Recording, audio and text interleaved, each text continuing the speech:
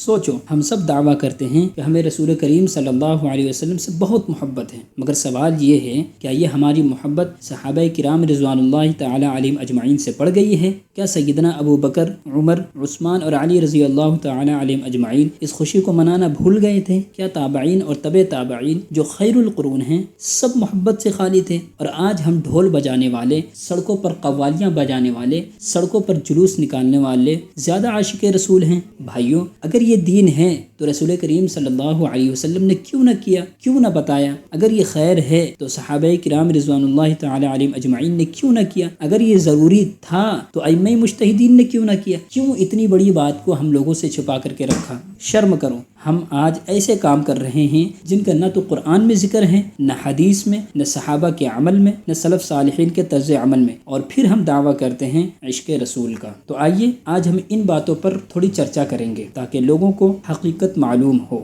Number 1، میلاد النبی صلی اللہ علیہ وسلم صحابہ اور تابعین کے زمانے میں کیوں نہیں تھی؟ نمبر 2، میلاد النبی صلی اللہ علیہ وسلم کا وجود کب اور کہاں ہوا؟ نمبر 3، ہندوستان میں میلاد کی شروعات کہاں اور کس نے کی اور کس نے اسے پرواز دیا؟ نمبر 4، کن علماء نے میلاد کو ناجائز کہا؟ نمبر 5، کن علماء نے میلاد کو جائز کہا اور انہوں نے ایسا کیوں کہا؟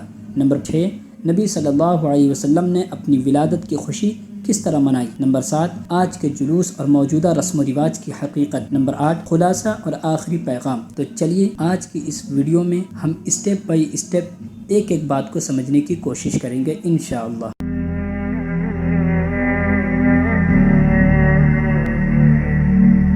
تو چلیے پہلے اسٹیپ کی طرف بڑھتے ہیں۔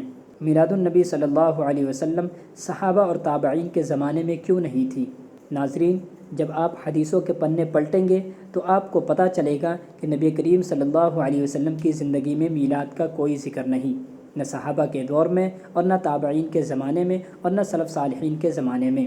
عرباض بن ساریہ رضی اللہ تعالیٰ عنہ فرماتے ہیں کہ رسول کریم صلی اللہ علیہ وسلم نے فرمایا، میری سنت اور میرے بعد خلفائے راشدین کی سنت کو مضبوطی سے تھامے رہو، نئی نئی چیزوں سے بچو کیونکہ ہر بدعت گمراہی ہے۔ سنن ابی داود حدیث نمبر 4607۔ چلیے اب دوسری اسٹیپ کی طرف بڑھتے ہیں۔ میلاد النبی صلی اللہ علیہ وسلم کا وجود کب اور کہاں ہوا؟ ناظرین، اسلام کے تقریباً 500 سال بعد یہ رسم وجود میں آئی، اور یہ سب سے پہلے فاطمی شیعہ حکمرانوں نے مصر میں ایجاد کی۔ امام ابن کثیر رحمہ اللہ، جن کی وفات 774 ہجری میں ہوئی، وہ فرماتے ہیں کہ فاطمیین کے زمانے میں کئی عیدیں ایجاد کی گئی، ان میں ایک میلاد النبی صلی اللہ علیہ وسلم بھی ہے۔ البدایہ والنہایہ جلد نمبر 12 پیج نمبر 136۔ چلیے اب تیسرے اسٹیپ کی طرف بڑھتے ہیں۔ ہندوستان میں میلاد کی ابتدا۔ ناظرین، ہندوستان میں میلاد کی محفلوں کو صوفیہ کے ذریعے رواج ملا، اور اسے سب سے زیادہ بڑھانے والے، سب سے زیادہ پروان چڑھانے والے امام احمد رضا خاں بریلوی تھے، جن کی وفات 1921 عیسوی میں ہوئی، جنہوں نے اپنی کتابوں میں میلاد کو محبت کا اظہار کہا اور اسے باقاعدہ ایک تحریک کی شکل دی۔ اب ہم بڑھتے ہیں چوتھے اور پانچویں اسٹیپ کی طرف۔ کن علماء نے میلاد کو جائز کہا؟ امام مالک رحمہ اللہ، الاعتصام للشاطبی جلد نمبر 1 پیج نمبر 48۔ امام شاطبی رحمہ اللہ، الاعتصام جلد نمبر 1 پیج نمبر 37۔ ابن تیمیہ رحمہ اللہ، اقتضاء الصراط المستقیم پیج نمبر 294۔ ابن کثیر رحمہ اللہ، البدایہ والنہایہ جلد نمبر 12 پیج نمبر 136۔ امام فاقہانی رحمہ اللہ، المورد فی عمل المولد۔ محمد بشیر سہسوانی رحمہ اللہ، صیانت الانسان۔ ناصر الدین البانی رحمہ اللہ، تحذیر الساجد۔ ان کے علاوہ دیگر کئی علماء ہیں جنہوں نے میلاد کو ناجائز کہا اور بدعت ضلالہ کہا۔ آئیے اب ہم بڑھتے ہیں پانچویں اسٹیپ کی طرف۔ کن علماء نے میلاد کو جائز کہا؟ امام جلال الدین سیوطی رحمہ اللہ، حسن المقصد فی عمل المولد۔ امام ابن حجر عسقلانی رحمہ اللہ، الحاوی للفتاوی۔ امام سخاوی رحمہ اللہ، القول المعتمد۔ امام قسطلانی رحمہ اللہ، المواہب للدنیا۔ امام احمد رضا خاں بریلوی رحمہ اللہ، المواہب للدنیا، شرح زرقانی۔ یہ وہ علماء ہیں جنہوں نے میلاد کو جائز کہا، مگر یاد رکھیں انہوں نے جائز اس بنیاد پر کہا کہ یہ نبی کریم صلی اللہ علیہ وسلم کی محبت اور ذکر کا ایک طریقہ ہے، اگر اس میں کوئی خلاف شریعت کام نہ ہو تو اسے بدعت حسنہ کہا جا سکتا ہے۔ مثال کے طور پر امام جلال الدین سیوطی رحمہ اللہ نے اپنی کتاب میں کہا کہ اگر میلاد میں قرآن پڑھا جائے، ذکر ہو اور کھانے کھلائے جائیں تو یہ جائز ہے۔ اسی طرح حافظ ابن حجر عسقلانی رحمہ اللہ نے بھی کہا کہ اگر میلاد میں کوئی حرام کام شامل نہ ہو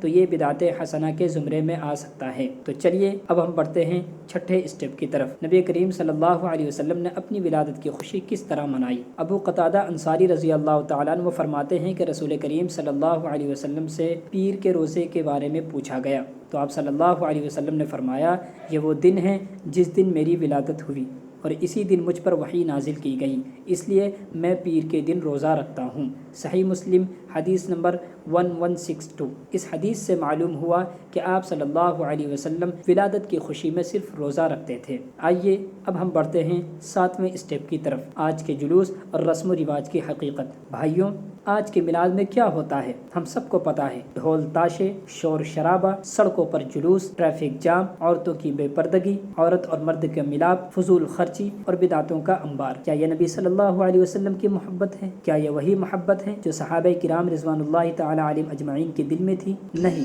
یہ محبت نہیں بلکہ دین کے نام پر کھیل ہے۔ یہ محبت نہیں بلکہ دین کے نام پر تماشا ہے۔ آپ صلی اللہ علیہ وسلم نے فرمایا جو ہمارے دین میں نئی چیز نکالے جو اس میں سے نہیں تو وہ مردود ہے۔ صحیح بخاری حدیث نمبر 2697۔ تو آئیے اب ہم بڑھتے ہیں آخری اسٹیپ کی طرف کہ میلاد 500 سال بعد شیعہ فاطمیوں نے شروع کیا۔ صحابہ کرام رضوان اللہ تعالی علیہم اجمعین، تابعین اور سلف صالحین نے نہیں کیا۔ کچھ علماء نے محبت کی نیت سے جائز کہا مگر بعد میں بدعت ہی مانا۔ نبی کریم صلی اللہ علیہ وسلم نے اپنی ولادت کی خوشی صرف روزے سے منائی، جلوس سے نہیں۔ بھائیوں اور بہنوں، سوچو اگر میلاد دین ہے تو کیا نبی کریم صلی اللہ علیہ وسلم نے دین کو ادھورا چھوڑ دیا تھا؟ کیا صحابہ کرام رضوان اللہ تعالی علیہم اجمعین کے دلوں میں محبت نہیں تھی؟ کیا تابعین اور ائمہ مجتہدین سب محبت سے خالی تھے اور آج کے ڈھول باجے والے زیادہ عاشق رسول ہیں؟ شرم کرو۔ نبی صلی اللہ علیہ وسلم کی محبت کا حق یہ نہیں کہ ہم سڑکوں پر شور مچائیں، پیسے لٹائیں، عورتوں کو بے پردگی پر مجبور کریں۔ اصل محبت یہ ہے کہ سنت پر عمل کیا جائے، نبی کریم صلی اللہ علیہ وسلم پر کثرت سے درود پڑھا جائے اور آپ کی زندگی کو اپنی زندگی بنا لیا جائے۔ فیصلہ